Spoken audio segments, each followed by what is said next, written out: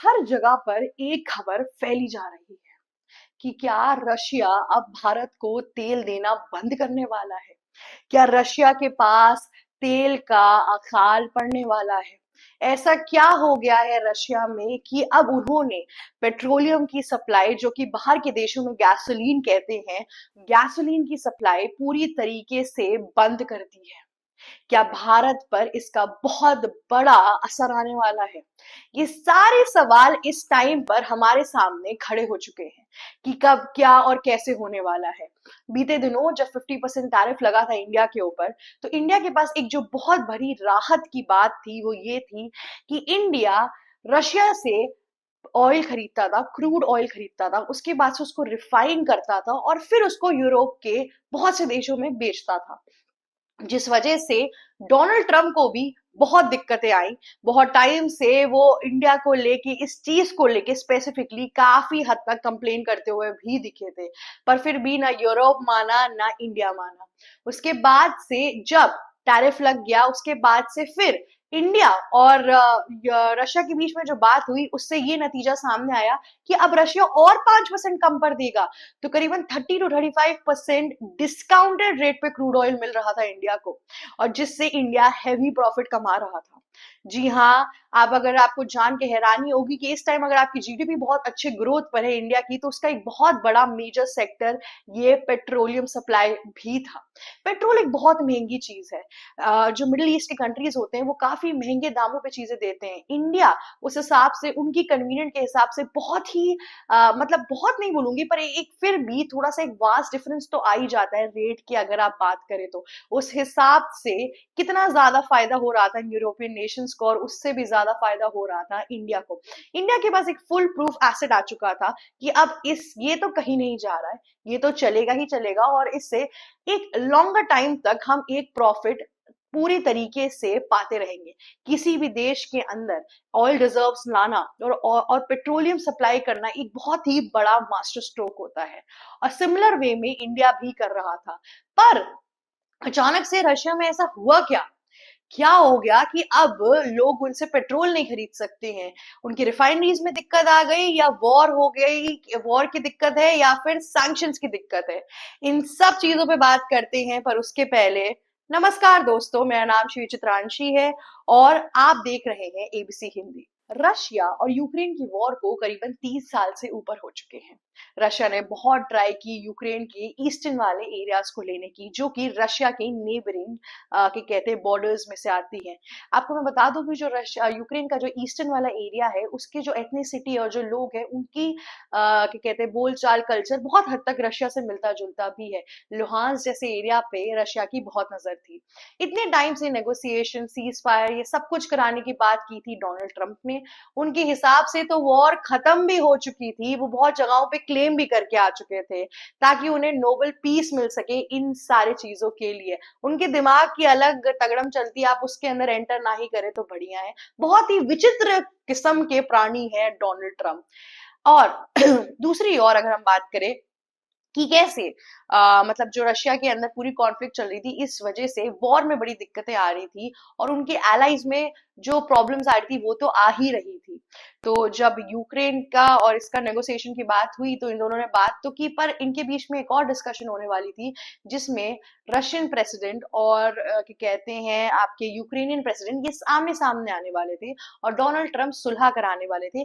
जैसे Donald Trump Nitin Yahoo और Gaza, मतलब इसराइल और गाजा के केस में कराने वाले हैं, और बहुत हद तक वो मुकम्मल भी हो चुके हैं, एक सक्सेस रेट उनकी आ गई है उस चीज के अंदर। सिमिलर वे में कुछ ऐसा होने वाला था, पर रशिया ने साफ साफ क्लियर कर दिया था कि मैं यूक्रेन का ईस्टर्न वाला एरिया लेकर ही जाऊंगा, और यूक्रेन ने बोल दिया था कि अगर तुम सीज फायर करना चाहते हो इस एक रीजन के वजह से कि तुम्हें ईस्टर्न एरिया चाहिए, तो हम तुम्हें एक छोटा सा भाग भी नहीं देंगे यूक्रेन का।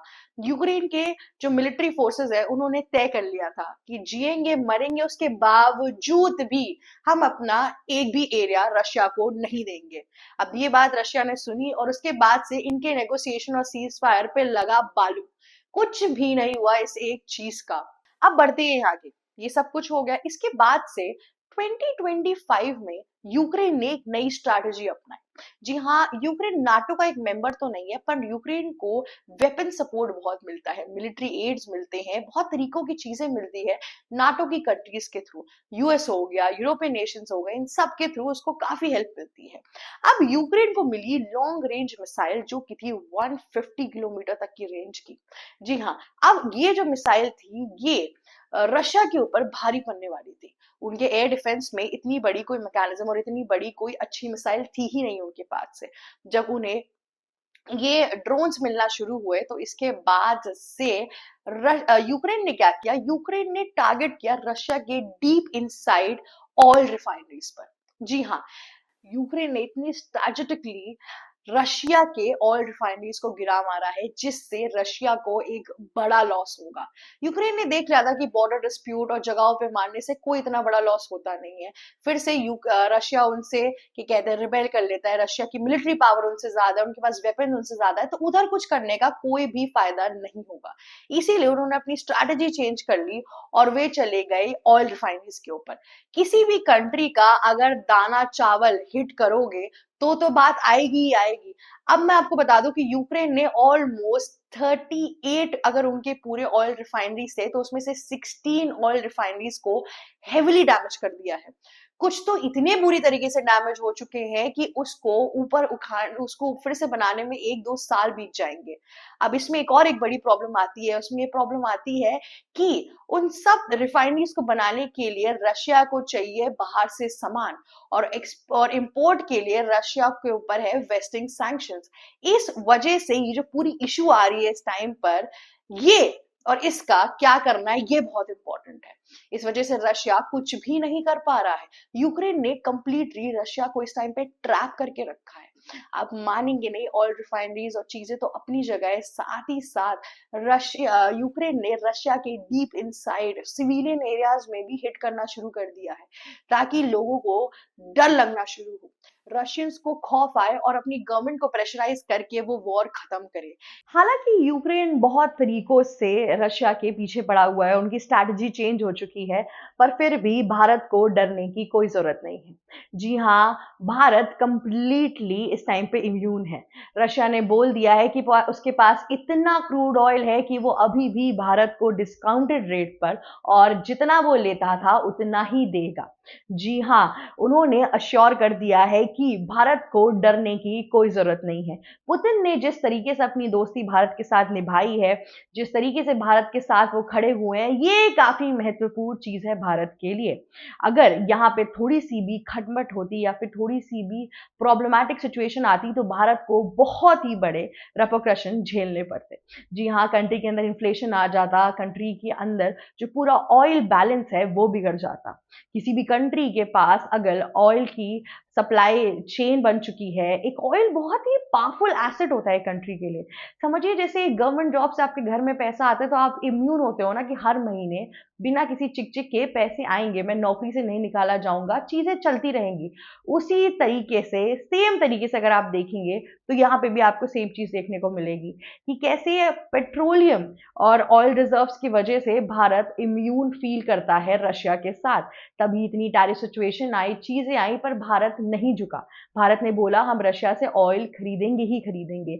जब वक्त आया तो रशिया और इंडिया दोनों ने ही काफी हद तक एक दूसरे का साथ दिया। इस सिचुएशन ने में भी पुतिन ने अश्योर कर दिया है मोदी को कि आप बिल्कुल भी टेंशन ना लीजिए।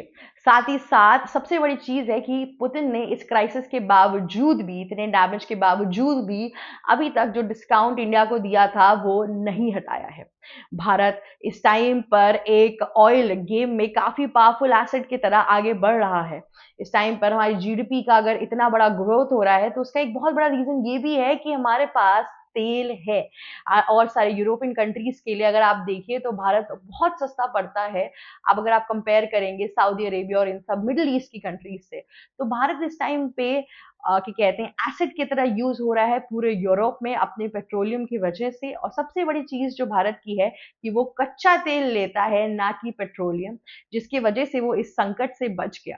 क्या पता हमारे एक्सटर्नल मिनिस्ट्रीज और इंटेलिजेंस को पता हो कि कभी ना कभी कुछ ऐसी चीजें सामने आ सकती है, इसीलिए उन्होंने सेफ खेला, इसीलिए उन्होंने कच्चा तेल लेने का सोचा, जो कि हर हालत में उगेगा ही उगेगा, हर हालत में उसकी प्रोडक्शन रशिया के अंदर होगी ही होगी। उसको रिफाइन करके भेजने में भारत अपने हिसाब से रेट में तामातौल भी कर सकता है और चीज़ें भी ला सकता है। भारत के पास इस टाइम पे बहुत बड़ी रिफाइनरी यूनिट भी तैयार हो चुकी है। रिलायंस जैसी कंपनीज उसके अंदर हेड कर रही हैं, और भी एक रशियन कंपनी भी है। तो इन दोनों ही चीज़ों में अगर आप देखेंगे तो एक चीज जो कॉमन है उसमें है भारत और रशिया का इक्वल लेवल पे एक तरीके से मुनाफा हो रहा है। और हो भी क्यों ना, रशिया इस टाइम पर जहां पे उसके एलाइज टूट रहे हैं, वेस्टिंग सैंक्शन उसके ऊपर लग रहा है, वो भारत का साथ क्यों ही छोड़ेगा। भारत इस टाइम पे बहुत ही पावरफुल एक गेम जोन में आ चुका है। यहाँ पर सिर्फ इंडिया के लिए रशियन ऑयल इंपोर्ट करना ही सबसे बड़ी चीज नहीं है, पर रशिया के लिए भी क्रूड ऑयल एक्सपोर्ट करना एक बड़ी चीज है। भारत तेल के मामले में रशिया के लिए बहुत ही टॉप 5 की सिचुएशंस के अंदर आता है। एक लिस्ट है तो उसमें दूसरे तीसरे नंबर पे भारत आ ही जाएगा। तो इससे रशिया को भी उतना ही मुनाफा है। इससे इंडिया को डरने की कोई भी जरूरत नहीं है। ये सब चीजें हमारे इस रिपोर्ट में सामने आई हैं, और जितने भी रूमर्स फैल रहे हैं कि क्या भारत अब तेल नहीं बेच पाएगा, उसको खारिज कर दीजिए हमारी इस रिपोर्ट के बाद से। और अगर आपको ये वीडियो अच्छी लगी तो प्लीज लाइक, शेयर और सब्सक्राइब करना मत भूलिएगा। अगर आपको हमारे चैनल पे और भी चीजें देखनी है तो प्लीज लिंक पे जाके क्लिक करिए और हमारे चैनल पे विजिट करिए। हमने बिहार इलेक्शन की भी काफी एक्सक्लूसिव खबरें निकाली हैं, प्लीज उसे जाके देखिए, जियो पॉलिटिकल वीडियोस देखिए, और जाते जाते बेल आइकन हिट करना मत भूलिएगा। थैंक यू सो मच और keep watching us. Thank you. ABC Hindi news, आज ही जुड़िए हर खबर के साथ।